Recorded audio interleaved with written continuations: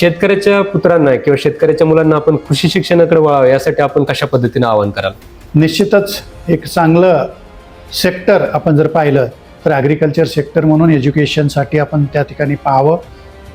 शेतकरी पुत्रांनी तर मी खास या ठिकाणी आवाहन करेल की त्यांनी 11वी-12वीसाठी सायन्स हा विषय निवडावा. मॅथ असेल, बायोलॉजी असेल, या दोघांपैकी एक विषय जरी निवडला, दोघं जरी निवडले तर निश्चितपणे आपल्याला BSc ॲग्रीला आपण त्या ठिकाणी ॲडमिशन घेऊ शकतात. BTech ॲग्रिकल्चर इंजिनिअरिंग त्या ठिकाणी आपण ॲडमिशन घेऊ शकतात. BTech फूड टेक्नॉलॉजी या अभ्यासक्रमासाठी आपण त्या ठिकाणी ॲडमिशन त्या ठिकाणी याच्या माध्यमातून होऊ शकतं. तसंच कम्युनिटी सायन्समध्ये सुद्धा होऊ शकतं. BSc हॉर्टिकल्चरमध्ये सुद्धा आपल्याला वाव आहे आणि विविध सेक्टर्स जे काही ॲग्रिकल्चरमध्ये आहेत त्याला खूप मागणी या ठिकाणी आहे. सर, माझा पुढील प्रश्न आपला महत्त्वाचा प्रश्न असेल की शेतकऱ्यांना आता बरेच प्रश्न भेडसावत आहेत, ज्यामध्ये हवामानातील बदल असेल, नवीन आलेलं तंत्रज्ञान असेल किंवा सध्याचं बदललेलं हवामान. या अनुषंगानं महत्त्वाचा प्रश्न आहे की सध्याच्या काळात महाराष्ट्रातील शेतकऱ्यांसमोर किंवा प्रामुख्यानं मराठवाड्यातील शेतकऱ्यांसमोर मोठी आव्हानं कोणकोणती आहेत आणि त्यावरती शेतकऱ्यांनी कशा पद्धतीनं मात केली पाहिजेत?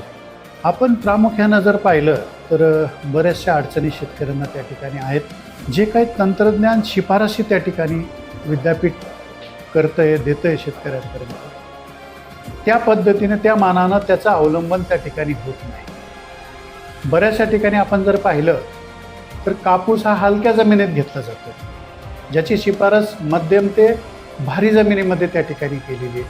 आणि काही वाहनं हलक्या जमिनीसाठी सुद्धा शिफारस केली आहे. पण मोठ्या प्रमाणात जी जमीन कापूस लागवड योग्य नाही अशा ठिकाणी सुद्धा मोठ्या प्रमाणात कापसाची लागवड त्या ठिकाणी होते. विशेष रूपानं वसंतराव नाईक मराठवाडा कृषी विद्यापीठाचे आदरणीय कुलगुरू डॉक्टर इंद्रमणी सर, माझे मार्गदर्शक, आजच्या पॉडकास्टची विशेष मुलाखत ज्यांनी प्रकट केली, आदरणीय डॉक्टर राकेश जायरे सर यांचे मी विशेष ऋण आणि आभार व्यक्त करतो.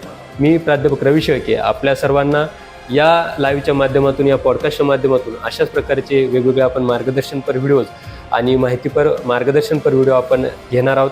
त्यासाठी आपण नक्कीच चॅनलला स्टे ट्यून राहा, सबस्क्राईब करा.